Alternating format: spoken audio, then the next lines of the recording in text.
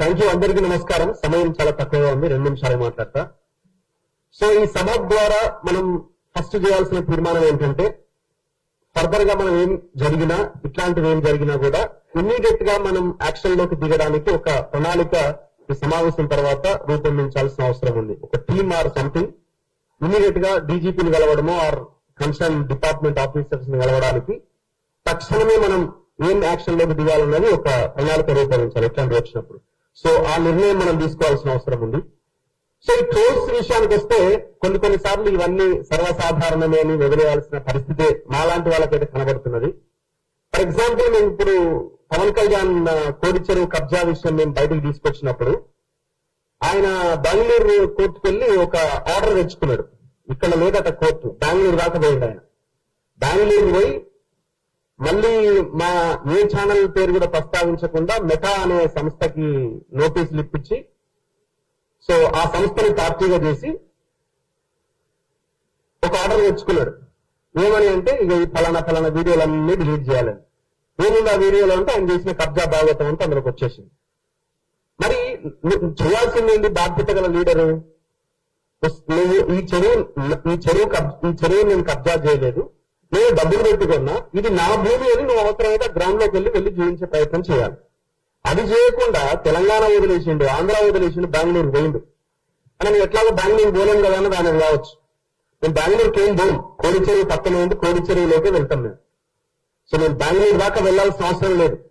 So మేమేం చేసినాం, complaints ఇచ్చినాము, రేపు మాపో మళ్ళీ దాన్ని పిల్లేయబోతున్నాము. ఈ జనరల్ గా యాక్టివిస్ట్ లో లేకపోతే పార్టీలో చేయాలి, కానీ ఏ పార్టీ ముందుకు రావట్లేదు. అందరూ పవన్ కళ్యాణ్ ని ట్రీట్మెంట్ మాట్లాడుతున్నారు, ప్రతి ఒక్క అపోజిషన్ పార్టీ, కానీ ఈ చెరువు గురించి మాత్రం మాట్లాడతలేదు. మాట్లాడుతుంది మేము ఈ డిజిటల్ మీడియా, సోషల్ మీడియాలో ఉన్న వాళ్ళు మాత్రమే మాట్లాడుతున్న మా మీద. ఇప్పుడు ఏం చేసింది వాళ్ళ మీడియా, ఇప్పుడు కొన్ని వీడియోలు తయారు చేసి జర్నలిస్ట్ రఘు అవుట్, పవన్ కళ్యాణ్ దెబ్బకి మటాష్ అని ట్రోల్స్ చేస్తా ఉన్నారు. మటాష్ అయింది ఎవరు? భయపడి బెంగళూరు కోర్టుకు వెళ్లి ఆర్డర్ తెచ్చుకున్నది నువ్వు. దాని కింద ఈ సైకో బ్యాచ్ కొంతమంది ఉంటారు, వాళ్ళ మెసేజ్లు, వాళ్ళ ట్రోల్స్. సో ఇవన్నీ సర్వసాధారణం అయిపోయినాయి. దీన్ని నియంత్రించడానికి మనం పూర్తిగా నిషేధించడం అన్నది నేనైతే ఇంపాసిబుల్ అని అనుకుంటున్నా. కానీ దాన్ని నియంత్రించి మరింత పీక్ లో వెళ్ళినప్పుడు, ఇప్పుడు అమ్మాయి విప్లవశ్రీ మీద జరిగిన ఆ దాడి, ఆ ఫొటోస్ ఎంత దారుణంగా మార్పింగ్ చేసి పెట్టారన్నది, ఆ కాక్రోచ్ జనతా పార్టీలో ఆ మీటింగ్ సంబంధించిన దగ్గర జరిగిన ఆ తీసిన ఫోటోని మార్పింగ్ చేసి ఎంత దారుణంగా ట్రోల్ చేస్తున్నారు. అదెంత ఘోరం అసలు. ఇప్పుడు ఎవరైతే ట్రోల్ చేస్తున్నారో మరి అక్కడ వాళ్ళ ఇంట్లో వాళ్ళని ఒకసారి ఊహించుకోవాలి. వాళ్ళ ఇంట్లో వాళ్ళని ఒకసారి ఊహించుకున్న ఫోటో తయారు చేస్తే చాలా బెటర్గా ఉంటుంది కదా. మీ ఇంట్లో ఉన్న వాళ్ళని అట్లా అన్నీ కూడా తప్పే, కానీ మరి మీకు కనీసం ఆలోచన రావాలి కదా. ఆలోచన కూడా రాకుండా ఈ రకమైన పరిస్థితి తీసుకొస్తున్నారంటే ఏమనాలి మిమ్మల్ని? ఇది ఎక్కడ స్టార్ట్ అయిందంటే, ఈ పొలిటికల్ లీడర్లని హీరోలుగా ఎప్పుడైతే చూస్తున్నారో వాళ్ళు బాధ్యత గల, వాళ్ళకి ఇచ్చిన బాధ్యతను వాళ్ళు నెరవేరుస్తున్నారు. వాళ్ళని ఎప్పుడైతే వీళ్ళు లీడర్లు కాదు, వీళ్ళు రాజకీయ నాయకులు కాదు, వీళ్ళు సేవకులు కాదు, వీళ్ళు హీరోలు అని ఎప్పుడైతే చూస్తున్నారో ఆ సైకోయిజంలోకి వెళ్ళిపోతున్నారు. సో ఇది చాలా ప్రమాదం. ఈ పార్టీలు కూడా అట్లా పెంచి పోషిస్తున్నాయి. జనరల్ గా ఈ ట్రోల్ చేసే బ్యాచ్ ఎవరు? మనం మీటింగ్ పెట్టుకోగానే మనల్ని అందరూ అంటారు వీళ్ళంతా లెఫ్టిస్టులే బాబు, వీళ్ళు విరాట్ అలీ ఉన్నాడు, ఇంకో ఆయన ఉన్నాడు, వీళ్ళంతా లెఫ్టిస్టులు అని ఒక స్టాంప్ వేస్తారు. ఇది అయిపోగానే ఆల్రెడీ ట్రోల్ స్టార్ట్ అయిపోతాయి.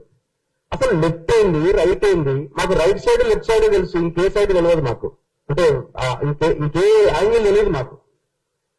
సో మనిషి కష్టాల్లో ఉన్నాడు, ప్రభుత్వాలు ఏం చేస్తున్నాయి, ఒక జర్నలిస్ట్ కి అది మాత్రమే ఉంటుంది తప్ప లెఫ్ట్ రైట్ ఏంది? రైట్ వింగ్ లో ఉన్న వాళ్ళ కష్టాలు పడ. రైతు ఒక హనుమాన్ విగ్రహం 3 ముక్కలు చేస్తే మేమే కదా పోయి రిపోర్ట్ చేసింది. 700 ఏళ్ల కింద శివాలయాన్ని కూల్ చేస్తే మేమే కదా వెళ్ళి రిపోర్ట్ చేసింది. మీరేం చేశారు? మీరు ఒక కాంగ్రెస్ లీడరు హనుమాన్ టెంపుల్ ని కూల్చేసి రియల్ ఎస్టేట్ ఎక్కడ రంజిత్ రెడ్డి కూల్చేస్తే ఈ దొంగ లీడర్లు అంటే 25 కోట్లు విన్నారు. పొద్దున లేస్తే మళ్ళీ ఇదే మాట్లాడతారు. 25 crores లిటరల్ గా. ఇది నేను చెప్తున్న మాట కాదు, మళ్ళీ వాళ్ళ అంటే అదే ధర్మం కోసం కొట్లాడుతున్న ఇంకొక సంఘం ఏదైతే ఉందో వాళ్ళే వచ్చి ఆరోపణ చేస్తారు నా స్టూడియోలో.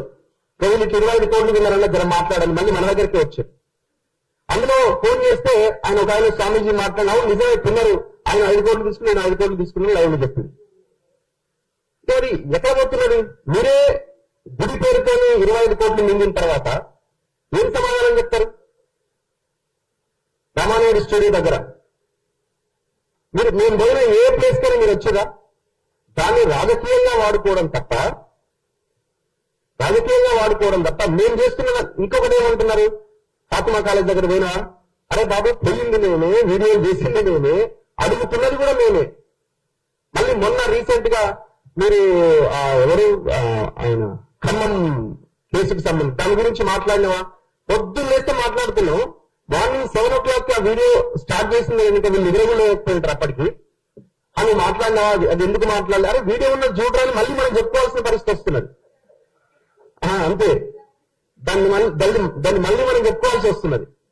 అరే ఇవన్నీ 5-6 వీడియోలు ఉన్నాయి కదా అంటే లేదు మీరు చేయలే. మరి కళ్ళు ఏమైపోయినాయి, ఎట్టుపోతున్నాయి.